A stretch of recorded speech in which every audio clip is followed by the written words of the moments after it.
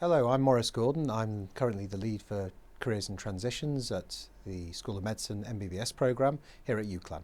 I'm just going to fill you in on where we're currently up to in terms of our strategic position for Careers and Transitions and the information that local agents and also local candidates students will need to know considering Careers and Transitions as they move through their studies. So, if you come to study at MBBS, all students will be offered a face-to-face Careers and Transitions session with the lead in the first few months of their studies. And this will allow us to explore their current thinking processes, any options, any further information they need, and to give us an idea as a whole group as to what the current thinking is and whether or not returning to different countries has any implications for areas we can support them as individuals or as a group. This becomes more formal as we move through the course with several other offerings to support development of these ideas regarding careers. We are going to be running some day in the life sessions, which are going to be evening as open to local doctors and training at other universities to really explore certain specialisms. So the first one we have planned is within paediatrics, and that's going to take place in the next few months.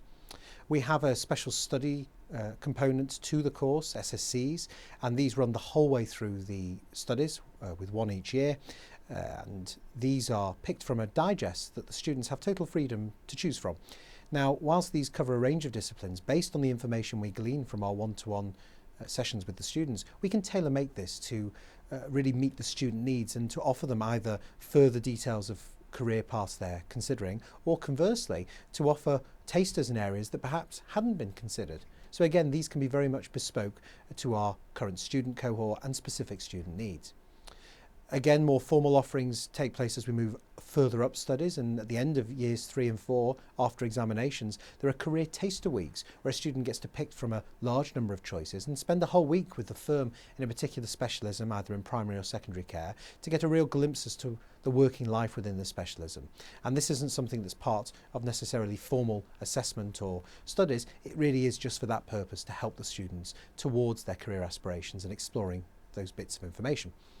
As they get towards years 3 and 4, we'll be working with the General Medical Council, the GMC, and this will allow us to facilitate the process for the students who we expect to be pre-registering through the end of studies with the GMC, and we'll be offering the material and information needed to allow this to happen, and therefore for students who wish to apply to the foundation programme within the UK.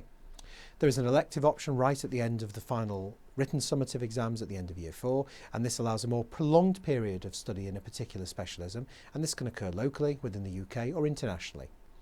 At the beginning of year 5, there's what we class a careers speed dating event, and this event allows in a single day students to spend a few minutes with over 30 different experts in different specialisms and ask them the real core questions that perhaps they haven't had a chance to discuss.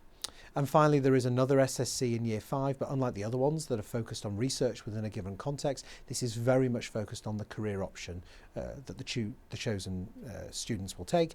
And again, these will be made to reflect the choices or aspirations of the year group who are taking part in it. Now, in terms of after studies, there are several options or groups of options in terms of the countries that students pick. So there are a group of countries where a student who has an MBBS degree certificate can simply return, show the certificate and begin working as a physician. This is a small number. There are a few countries in that situation. The vast majority of countries, over half of the countries we've investigated, which is a list of close to 50 now, allow you to show your certificate, but they require UCLan to be on the International Medical Education Directory, the IMED directory. And this is going to occur when our first cohort of trainees complete and graduate in the summer of 2020. So for future cohorts who are interested in applying, it will have occurred before their graduation, and therefore they'll simply be able to return with this certificate. And because UCLan's a recognised school that's been through the General Medical Council accreditation, they'll be able to begin working in the local postgraduate training schemes, subject to competitive applications. There is another group of countries which is very similar, except for they have an added requirement for what we call a normalisation medical exam. This isn't a very detailed exam, it's an exam that's pitched at the level of a doctor who is beginning their postgraduate training. So it is at the right level for the students who are beginning this process and should be very much at the level of focusing on working as a doctor. So it won't be particularly theoretical, it's not a written exam, it's usually consists of a language exam if needed and a practical examination. There is a group of countries that have a more complex form of examinations, and the 3 examples that we very much have looked into are Hong Kong, the USA and Canada. And they have a multi-digest of exams, which all graduates in their own country as well as foreign graduates have to complete. And this usually falls into a basic science exam that's written, a written clinical exam which has more clinically focused questions, and then completes with a very practical exam. Now, whether you are training locally within that country or coming from the UK, such as with a UCLan degree, these exams need to be completed. And similarly to as we've discussed before, once UCLan is added to the IMED directory, you'd be able to register as a foreign graduate or a foreign student to start taking that digestive exams. And many of them, for example, the USA exams in particular, as well as Canada, offer international test centres. So we know with the USA, there are several test centres across the UK where students, while they're continuing on their later studies within UCLan, could sit the beginning of these digests. Now, there is a final group that we must highlight to you of countries where the best information we have at the moment is that UCLan MBBS students would be unlikely on graduation to actually be able to return and study there. Now, this doesn't mean it will not change, and indeed as UCLan students become an established stream, it may do. But at the moment, Singapore and Thailand are two countries that have been highlighted to us through our investigations as being unlikely as a prospect for direct return with a UCLAS MBBS certificate. So currently, from students in those areas who are thinking about returning to those areas after their studies, we would advise you to speak to us before applying. Now, finally, we're going to discuss the options with regards to the General Medical Council registration for students. And there's again different options, and the three options we'll highlight to you are as follows. The first one is that students have the option, once they've completed their studies and achieved an MBBS certificate, to pre-register with the GMC, apply to the competitive foundation programme, like all UK graduates have to, and if they're successful and achieve an offer of a job, they can complete their first year of foundation training, and at that point they'll be signed off, having successfully completed their competencies, with a full UK General Medical Council licence and what's known as a licence to practice. So you can have a general medical registration without a licence to practice, but because you're within an accredited training programme, you will have that licence to practice. And at that point, you can continue to complete postgraduate training within the UK, or you can travel to other countries and fall into their own postgraduate training systems. The second option available is to do exactly as stated above, so pre-register, but to continue with postgraduate training in another country. And if that occurs, we'd need to have information here in UCLan of the training programme that you are going to work on in the country of your destination. And at that point, we would let you know if it's likely that the prospects are that that will be an accredited programme. And if indeed it is, and you complete your studies at the end of the year, we would then sign you off. And again, you'd be available to be fully registered with the GMC.